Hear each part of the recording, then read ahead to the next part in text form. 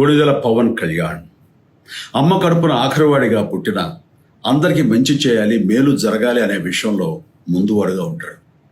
తన గురించి కంటే జనం గురించి ఎక్కువగా ఆలోచించే మనస్తత్వం నా తమ్ముడు కళ్యాణ్ బాబుది. ఎవరైనా అధికారంలోకి వచ్చాక ప్రజలకు ఏదైనా చేయాలనుకుంటారు. కానీ కళ్యాణ్ తన సొంత సంపాదనని కౌలు రైతుల కన్నీళ్లు తుడిచేందుకు ఖర్చు పెట్టడం, సరిహద్దు దగ్గర ప్రాణాలొడ్డి పోరాడే జవాన్ కోసం పెద్ద మొత్తం అందివ్వడం, అలాగే మత్స్యకారులు ఇంకా ఎందరికో తాను చేసిన సహాయం చూస్తుంటే ఇలాంటి నాయకుడు కదా జనాలకు కావాల్సింది అనిపిస్తుంది. ఒక రకంగా చెప్పాలంటే సినిమాలోకి తను బలవంతంగా వచ్చాడు, రాజకీయాల్లో మాత్రం ఇష్టంతోనే వచ్చాడు. ఏ తల్లికైనా తన కొడుకు కష్టపడుతుంటే గుండె తరుక్కుపోతుంది. అలాగే ఏ అన్నకైనా తన తమ్ముడు అనవసరంగా మాటలు పడుతుంటే బాధేస్తుంది.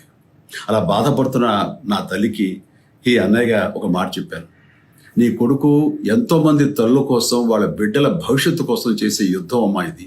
మన బాధ కంటే అది ఎంతో గొప్పది అన్నాను. అన్యాయాన్ని ఎదిరించకుండా మౌనంగా ఉండే మంచివాళ్ల వల్లనే ప్రజాస్వామ్యం మరింత నష్టం అని నమ్మి జనం కోసం జన సైనికుడు అయ్యాడు.